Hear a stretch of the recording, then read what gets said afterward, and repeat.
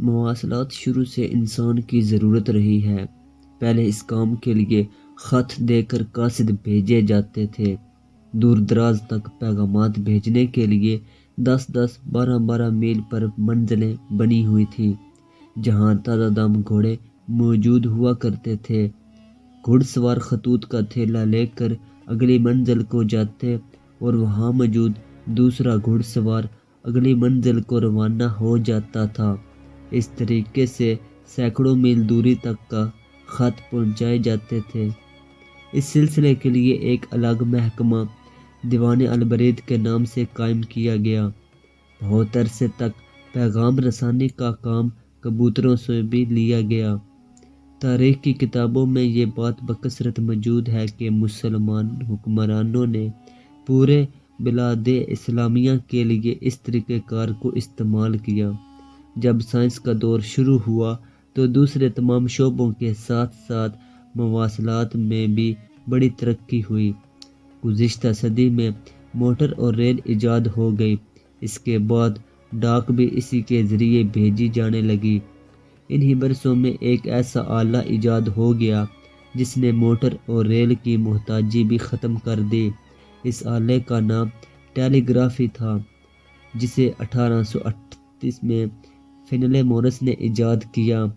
پھر 1895 میں وائرلیس ایجاد ہو گیا، جو کسی تار کو واسطہ بنائے بغیر فضا میں پائی جانے والی ریڈیائی لہروں کے ذریعے پیغامات پہنچانے لگا۔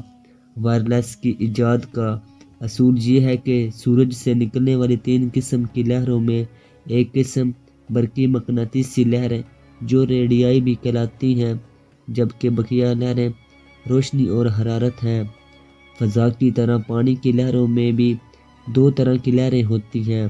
خاموش فضا میں کسی بھی قسم کی آواز ان لہروں میں تالاب کے پانی کی طرح کا خلل پیدا کر دیتی ہیں۔ اس خلل کے رہنما ہوتے ہی ریڈیائی لہریں اسے ایک جگہ سے دوسری جگہ پہنچا دینے کی صلاحیت رکھتی ہیں، خواہ وہ جگہ بہت دور ہو۔ مارکونی نے وائرلیس بنانے میں پہلی کامیابی 1898 میں حاصل کی۔ پھر اس نے ٹرانسمیٹر میں ایریل کا تار لگایا تو آواز دور تک جانے لگی۔ ایریل کی مدد سے اسی سال اس نے 150 میل تک آواز پہنچا دی۔ 1898 میں وائرلیس کو عام ٹیلی گرام بھیجنے کے لیے استعمال کیا جانے لگا۔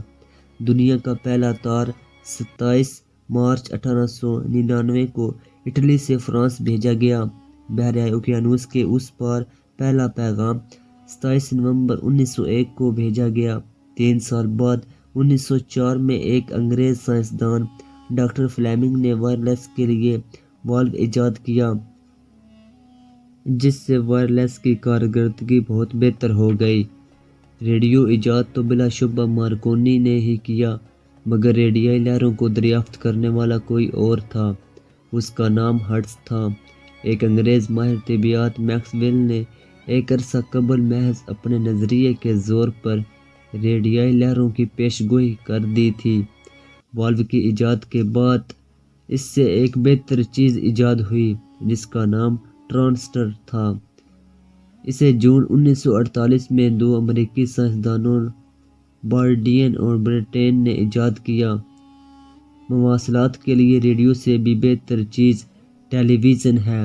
اسے جان بیرڈ نامی ایک انگریز نے ایجاد کیا تھا۔ اس میں ایک اضافہ یہ ہے کہ ایک ہی وقت میں آواز کے ساتھ ساتھ تصویر بھی دکھائی دیتی ہے۔ ٹیلی فون ریڈیو اور ٹیلی ویژن سے بھی زیادہ پرانی ایجاد ہے۔ یہ بھی مواصلات کا اہم ذریعہ ہے۔ 1984 میں موبائل فون ایجاد ہو گیا، جسے کار فون بھی کہا جاتا تھا۔ اب یہ کوشش کی جا رہی ہے کہ پیغامات کے لیے تانبے کی تاروں کی بجائے بصری ریشے استعمال کیے جائیں۔ دوسرا یہ کہ پیغامات کو برقی لہروں کی بجائے لیزر شعاعوں میں تبدیل کر دیا جائے۔ بصری ریشے 1960 میں ایجاد ہو گیا۔ یہ بال کی طرح باریک ریشہ ہے مگر بہت مضبوط ہوتا ہے۔ کمپیوٹر جو بظاہر حساب کتاب کی ایک مشین ہے، اب یہ ایک مواصلاتی مشین کی صورت اختیار کر چکا ہے۔